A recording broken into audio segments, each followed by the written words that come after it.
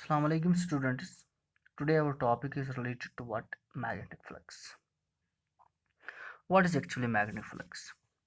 Magnetic flux is defined as the total number of magnetic lines of force passing through a surface. The total number of lines which are passing through the surface.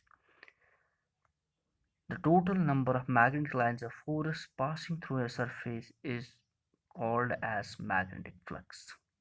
So if we are having this area as a surface, then we are going to take its area vector. What is area vector? Area vector is perpendicular to the plane of surface and its direction is always, for a 2D surface, it's always outwards,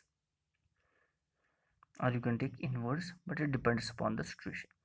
So it is the area vector which is perpendicular to the surface, and we are having here magnetic field which is at an angle of theta with the area vector. Now we have to find out how much will be the flux crossing through this very surface. So the magnetic flux is the total number of magnetic lines of force passing through the surface, and mathematically it has been written as phi equals to b dot a, or ba cos of theta. So if theta is equal to 0, that is the b as well as a both are in the same direction, then there will be magnetic flux. So this magnetic flux depends upon the b, magnitude of b, depends upon the area. More the area, more will be flux. Lesser the area, lesser will be flux. On keeping b same, if we are having some magnetic field, and if we are having like this very surface, and we are having this very surface, so the area here is, area vector here is small, here it's large. If we are having this as a magnetic field line, this as a magnetic field line, this as a magnetic field line, this as a magnetic field line, and so from the diagram you are going to conclude that the magnetic flux will be more through this very diagram, through this very you will say through this very surface, as compared to this, because there are only 1 2 3 magnetic field lines, but there are 1 2 3 4 5 magnetic field lines. So on keeping the magnitude of b same, we have changed the area. Now if what we are going to do, if we are keeping the area same, for example we are having two surfaces like this one surface having this very much area, this is here another surface, this is having the same area, both a, this is having a area, this is having a area. But here now if we are going to do one thing, if we are going to allow only 3 magnetic field lines, so it will be having only this very much flux. But if somehow we are going to allow here 4 5 or 6, so many magnetic field lines, so this will be having more flux is going to cross through this very surface. Besides a and b, it depends upon the angle between b and a. So on from this very equation, if you will say if theta equals to 0, by theta equals to 0, that means b and a both are in the same direction. That is, magnetic field is parallel to what? Area vector. That is magnetic field.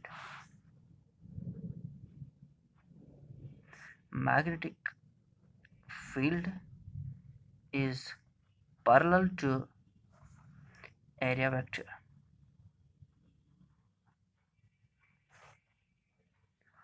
or you will say magnetic field is perpendicular to what? Plane of the surface. Once it is parallel, therefore phi equals to what? B a cos of 0, because angle between b and a, that is 0, cos 0, that is simply 1, so equal to what? B.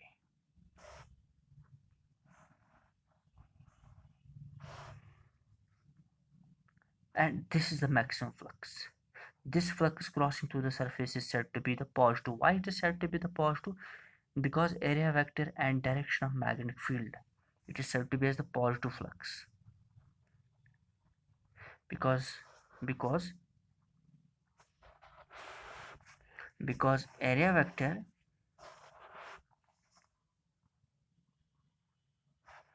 because a and b both are in same direction.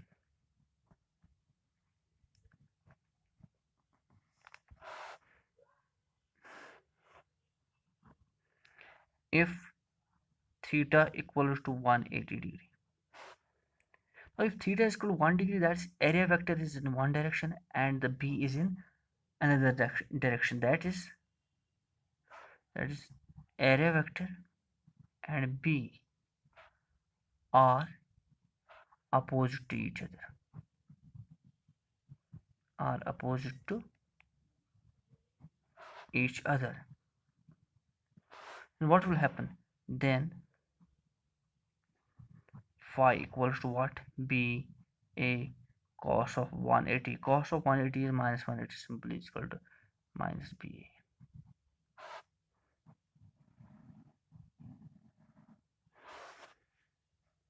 And this is called as what? Negative flux.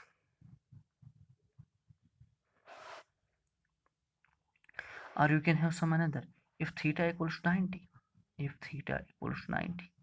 If theta is equal to 90, that is from this very figure, this is then A and this will be then B, because then the angle between them is 90. Then there is no flux. That is B perpendicular to A. B will be perpendicular to area vector. Therefore, phi equals to what? B A cos of 90 and cos 90 equals, that is simply 0. So there will be no flux. So in the first case there will be positive flux, this will be negative flux, and there will be no flux. Now if you are going to take the units of this very flux, as we are aware that phi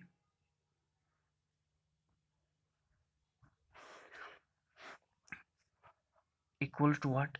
B A.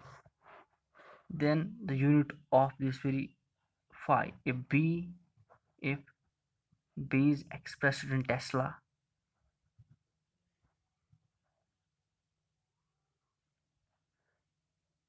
and area in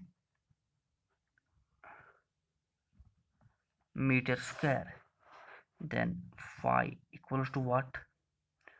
Phi equals to Tesla meter square, and that's called as what? That's called as Weber. You are having Tesla, you are having meter square, and that is called as what? That's called as the Weber. So SI unit of magnetic flux is what? That is simply what? Weber. So here you can say this as phi equals now Tesla into meter square. Tesla meter square, you can say it's Weber. This is the SI unit of what? Magnetic flux. In CGS system, its unit is what? Maxwell. And there the Maxwell comes out to be, if you are going to take another one, that's called as the Maxwell, or phi again BA, that's Maxwell equals to what? In that very CGS unit, B is expressed in Gauss and A in centimeter square. So Maxwell is equal to Gauss centimeter square. This is CGS unit. This is SI unit. This is all for today. Tomorrow will be with another lecture. Till then, Allah Hafiz.